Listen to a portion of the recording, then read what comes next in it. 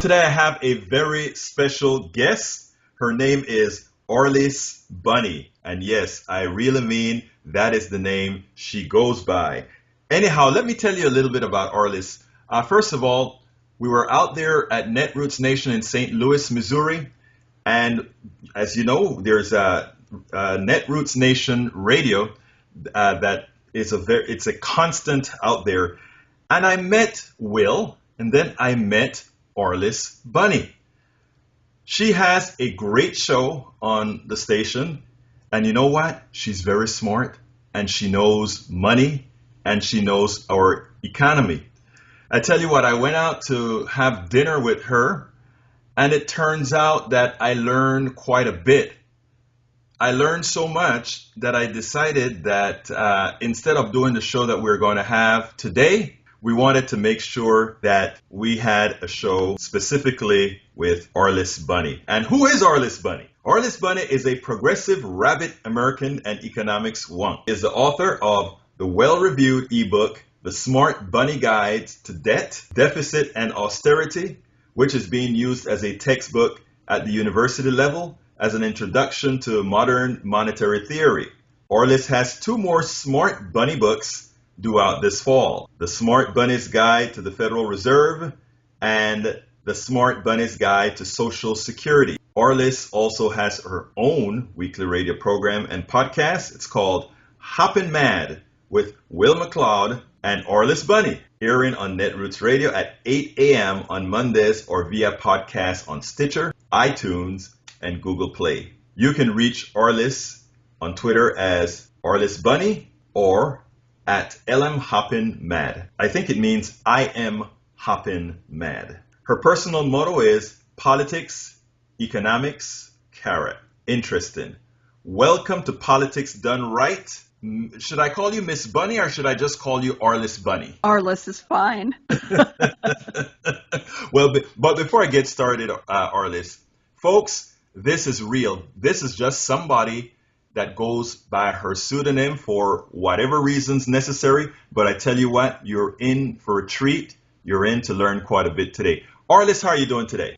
I'm great. And I always start out, when I start out talking about modern monetary theory, I always start out by saying that I know most people don't sit up late into the night reading books on monetary policy. Most people aren't compelled by monetary policy and find it really interesting. But if your passion is the environment, or if your passion is national infrastructure, or clean energy, or healthcare, or social security, if those things matter to you, then you need to get involved in evangelizing the truth about monetary policy, because this is the one thing that has the power to change everything else. Because you will never, ever have to listen again to someone say, we can't afford that. If this country could wrap its head around modern monetary theory, we're done with that. We're done with that as an excuse. Now, that empowers us more than anything else we could do. When I was first, I had heard about this just in passing. I think I heard about MMT during the Rand Paul. I think they study some other kind of economics known as, I think, the Austrian economics, I think is what it's called. Yeah, the Austrian school. Yeah, right. The Austrian school. So in studying these different economic models, I actually went ahead and just kind of took a cursory look at it. But as far as in detail, I never took it seriously because you know what kind of an economy we have here, and it's very hard to talk to people about these issues. But after speaking to you, you made it so simple that I thought it was necessary for us to take it on a bit more in detail. So first of all, why don't you tell us exactly what modern monetary theory is? Well, first of all, whoever named it badly. Right. Modern monetary theory isn't actually a theory. Modern monetary theory is observational. And my actual PhD is in physics from MIT. I'm a science wonk. And there's a difference between things that are observational and things that are simply, theories, things we're working to establish. Modern monetary theory simply tells you how the economy works. You can do with that as you will. In other words, you can use it if you are a conservative Republican, you can use it in that way. If you are a progressive, liberal Democrat or progressive liberal independent, you can use it in that way. In other words, it is not a politically founded or based or biased way of looking at the economy. It's simply observational, but it is incredibly powerful, and it is so different from what you have been taught or what you learned, and there's a reason for that. I learned economics, and most economics professors out there learned economics from people who were taught economics before the end of the gold standard. In other words, in 1972, the Nixon shock, the United States went off the gold standard, and we went to a sovereign fiat floating currency. Let me stop you right there and ask you specifically, because a lot of people, they hear these things about the gold standard, and they hear the right-wing folks trying to sell gold as being the way to prevent us from some cataclysmic event. So tell us exactly what you mean when you say we are no longer on the gold standard. Okay, it used to be that the dollar was based on actual gold we kept in Fort Knox. And a dollar could be remitted for, a physical paper dollar could be remitted for a given amount of gold. And that is no longer the case. We became a fiat currency. And what fiat means is because I say so. That's literally what fiat means. It means because I say so.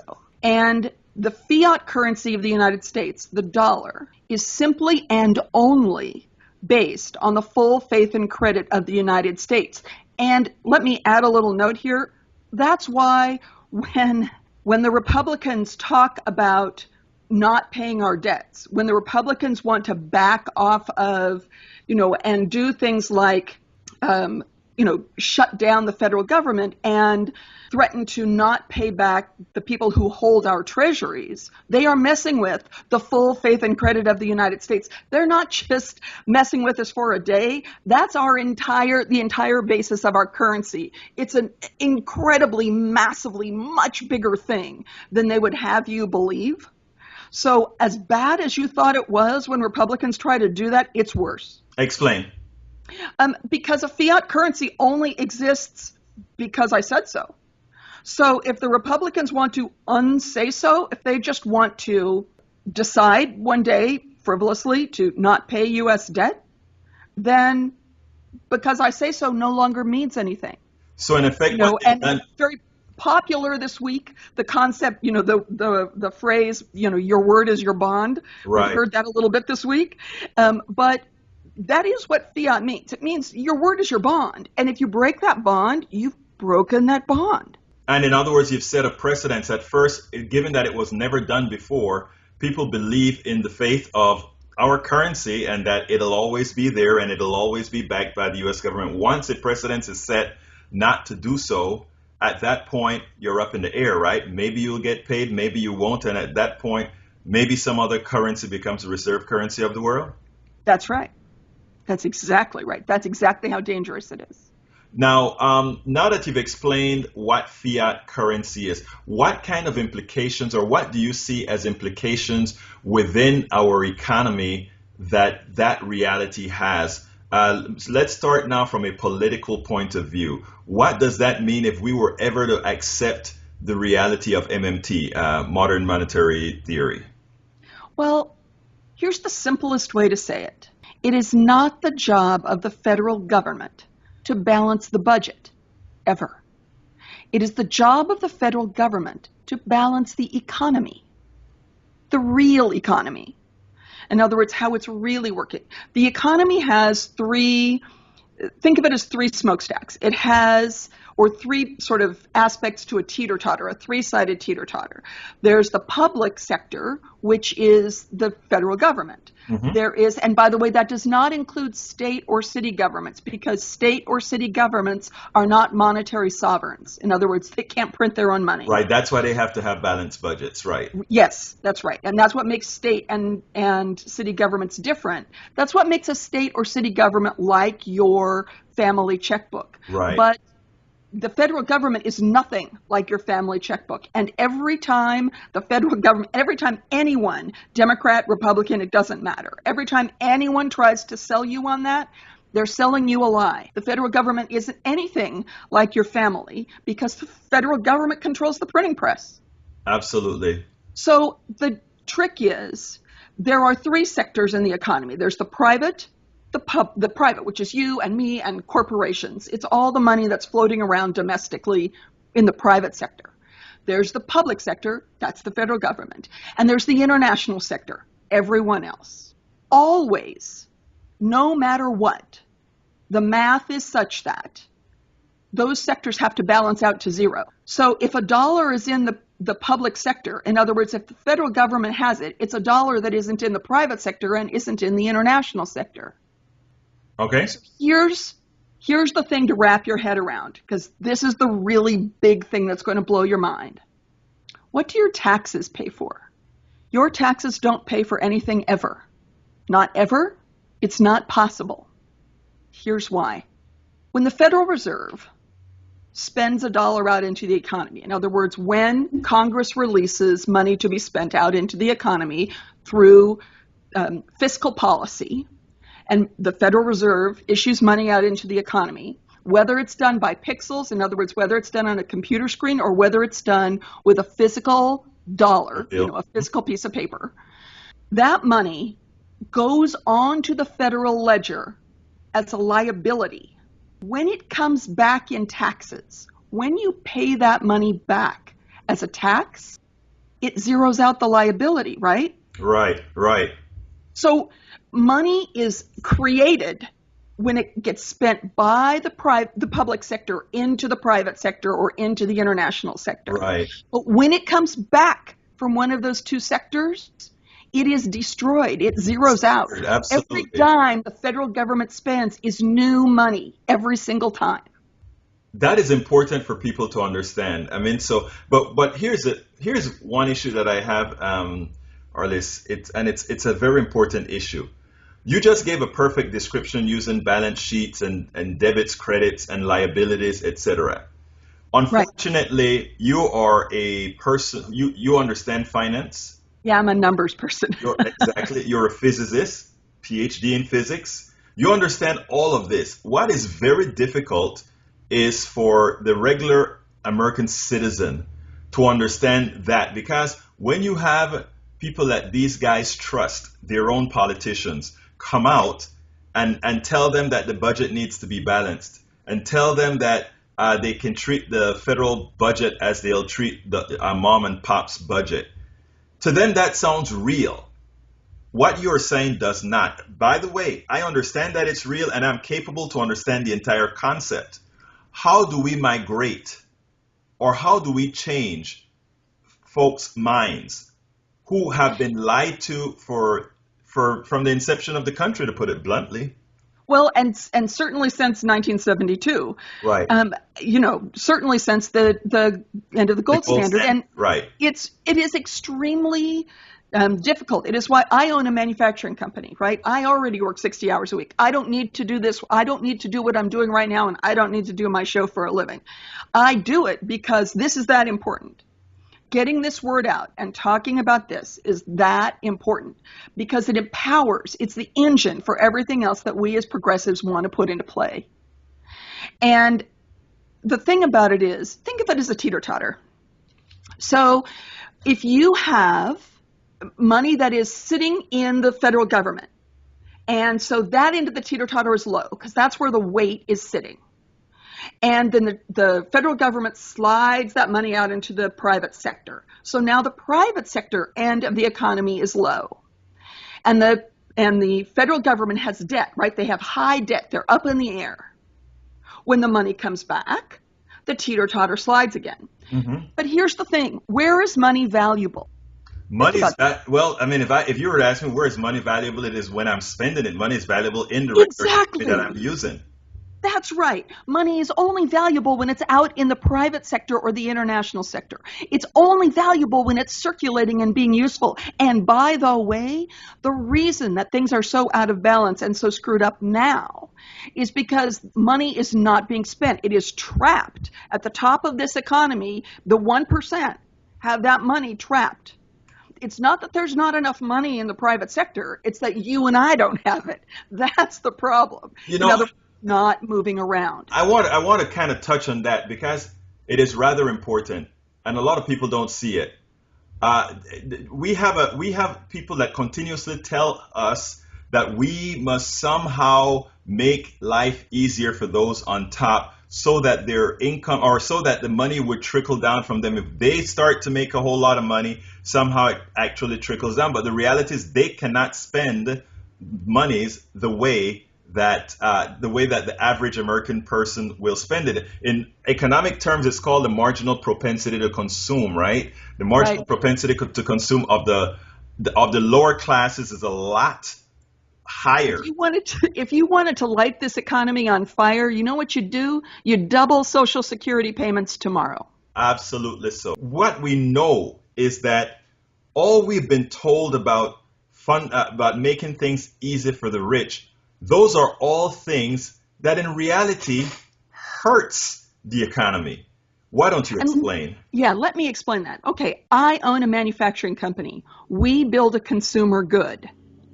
So let's start by saying I don't hire people and I don't make more goods just because I have more money. I make more goods when the market demands it of me, and I hire people when I absolutely cannot continue on without hiring somebody.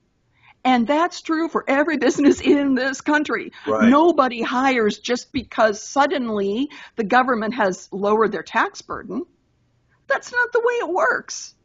The reality, And I'm sorry, go it ahead. is a bottom up. It is always bottom up. It can only be bottom up. And your listeners all know that. That's completely logical. The only people that don't know that are, the people who have an investment in preventing us from operating that way. Well, at first of all, I want to just kind of correct one thing that I think you said.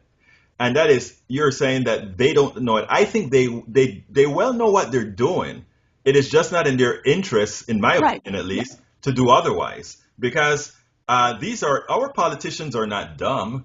Our business folks, our Wall Street folks, I think those are some of the most intelligent folks around. They've just found a way to make money from money, and that is what. And in effect, I think that's what we're looking at here, right? having these having these tax breaks, having these laws that give these guys preferential treatment actually means they can create instruments to make money off of money instead of taking the risk that you as a business owner have taken with the company that you own, or any other business person who's out there taking risks, real risks with the business they own. I mean, I want to bring up, and this is sort of a little bit sort of tangential, but something that always got to me was student loans and how in before pre-Obamacare, and it's amazing that I'm saying pre-Obamacare because believe it or not, Obamacare also had something to do with student loans. But it turns out that pre-Obamacare, when you took out a federally insured student loan, you were loaned the money by a private bank. Right. If you decided that you were not going to pay the bill, in other words, if you defaulted on your student loan, that bank was taking no risk. They are completely and entirely reimbursed by whom? All of us, the government. So the bank had no risk, and yet they were charging high interest rates. These are laws created in such a manner that transfer our wealth to the top, the lenders, the bankers. And now explaining what, Arliss, you're talking about, again, we're making laws that restrict the lower classes, restrict the middle classes from able to move on. And you say? I mean, the best thing you could do for me, the best thing the federal government could do for me as a manufacturer is increase the minimum wage to $15. Because frankly, I already pay more than that to my people. And Right. if everybody did that, then more people can afford to buy my product. It's nothing but Absolutely. net for me. Absolutely. So we discussed MMT, monetary, I'm getting old. The modern Modern monetary monetary theory. theory. We discussed that previously, and we looked at it from a political standpoint. And what I'd like to now talk about it in sort of in the economic domain, because we speak about it in those generalities. There are some theories that say if you were to implement, as you said, in other words, based on your on MMT, what we could easily do is we could forgive all student loans right now. Is that correct? Yeah, And without raising taxes, is that correct? right. Would that be inflationary according to No, the here's why. economic model? People fear inflation. And part of that is because we had such a disaster in the 70s. Right. But that was driven by other things and is so unlikely to ever happen again. And I'll talk about that in a second. But think inflation is we all are afraid that inflation is easy, that it could sneak up on us on cat's paws and we wouldn't notice it coming. Right. And by the way, the Federal Reserve has, half of its employees are busy watching for inflation with, telescopes. They're watching for it from miles and miles away. But inflation is actually very, very difficult to achieve. Ask Japan. They've been Right. trying to get to inflation for something like 15 years and they can't get there. Right. In fact, Japan has a negative interest rate, as I recall. Yes, Japan and Switzerland. Oh, Switzerland does as well? Yeah. Didn't know that. And they do it for a different set of reasons. They're just trying to get people to not store money there. But the the the thing about taxes and the thing about, well, let's talk about inflation first because that's the subject that we're on. There are constraints. In other words, you cannot just spend infinite amounts of money. The constraints on our economy, though, is not inflation. We're taught that that's inflation because that's what the Federal Reserve talks about. Right. What constrains our economy is unemployment and industrial capacity, an extreme trade deficit, Hmm. and then it could be inflation if somebody did everything wrong, but chances of that are really pretty minimal. But the thing about it is that ask yourself, what drives inflation?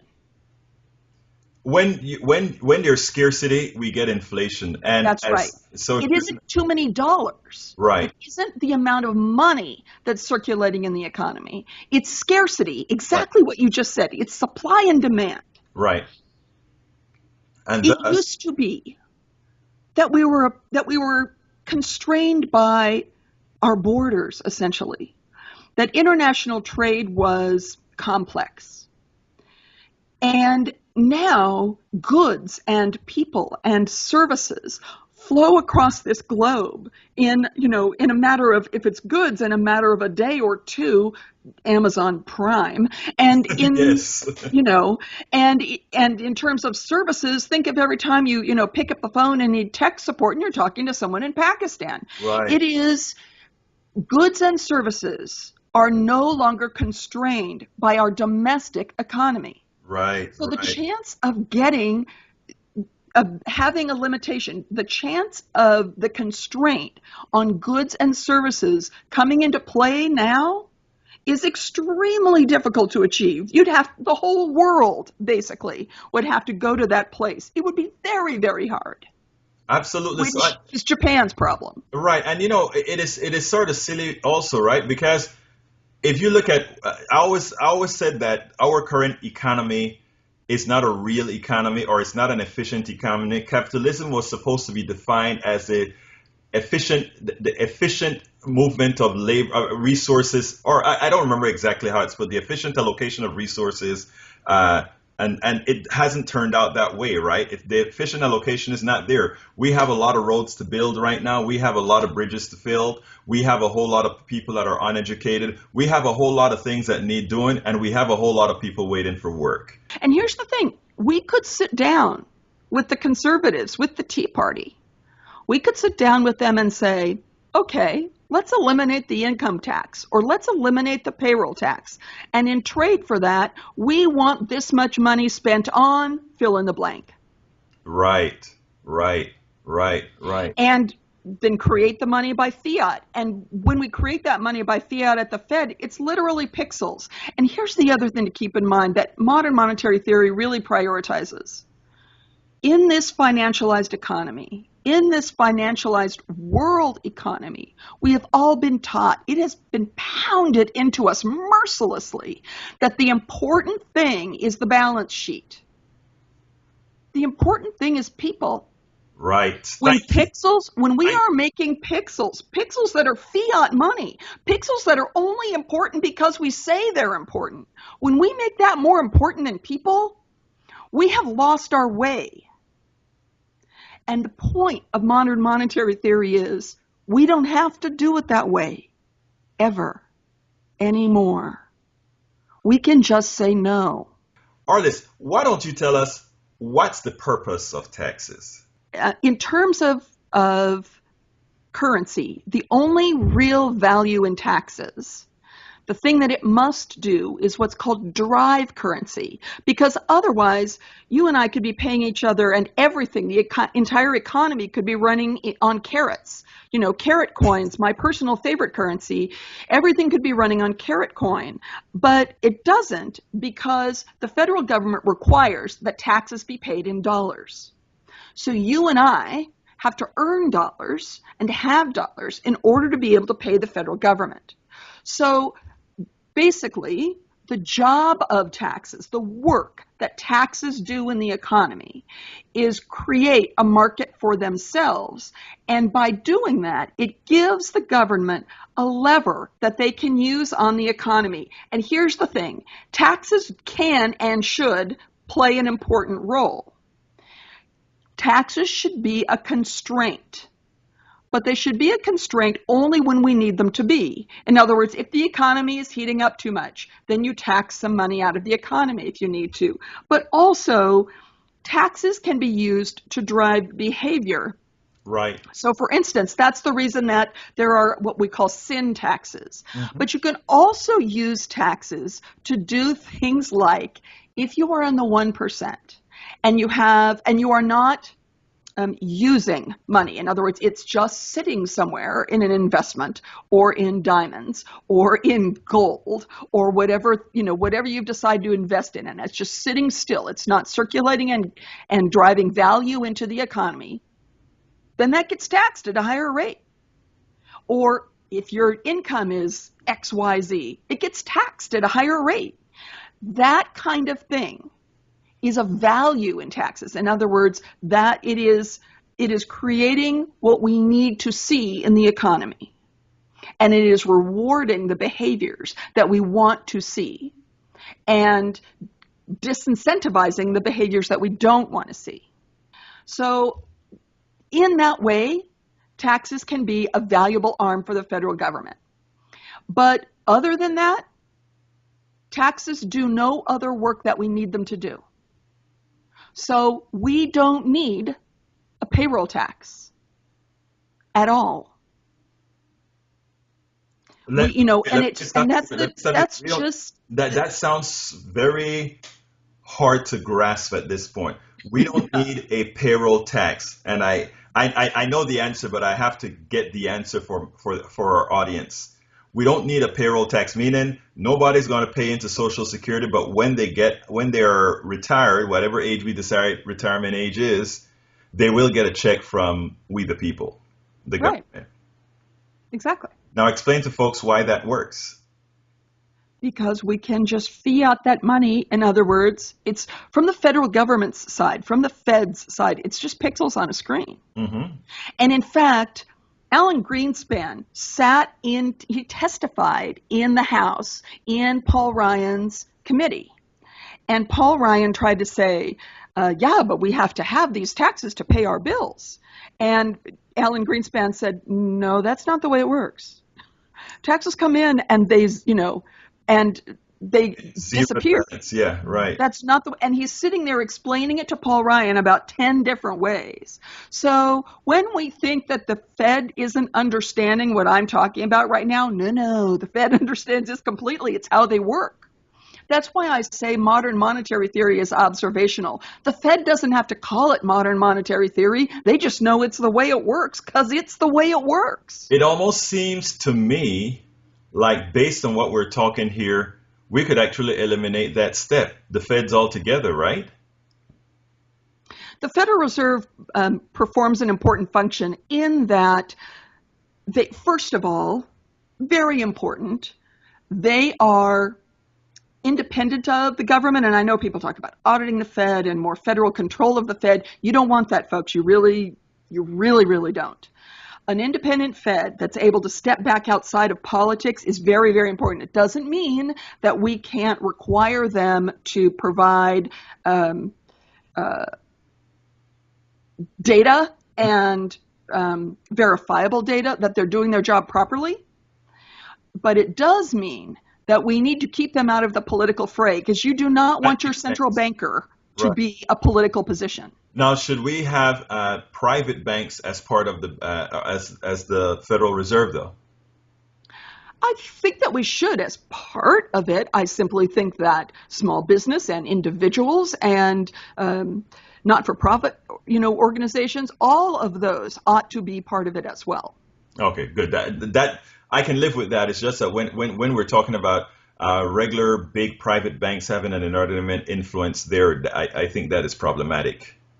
Yeah. What is interesting is that the Fed has gotten the message. If I know you all don't follow like the Minneapolis Fed and the St. Louis Fed on Twitter, but Atlanta Fed on Twitter, I do. And it is fascinating because the various regional Federal Reserves have gotten considerably more attentive to first of all, they're paying a great deal more attention to unemployment than they are to inflation, which is relatively new in the Federal Reserve's priorities.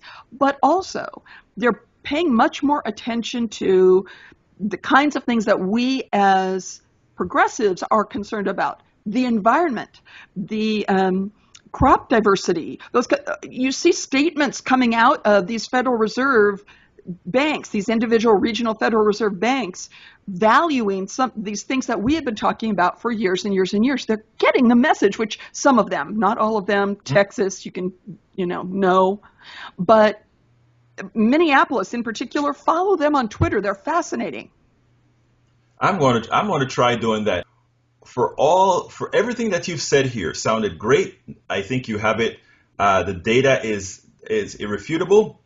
Why is it that both on the campaign and both in our daily news, when they're speaking about the economy faltering, when they're speaking about there not being enough money to pay Social Security, et cetera, why is it that we are allowing our policy to be made on false information on our economy?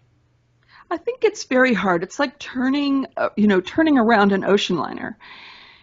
It's very, very hard to completely change the framing of something. And I think 1972 seems like a long time ago, but in terms of changing the entire framework of the way people think about money, it isn't that long ago.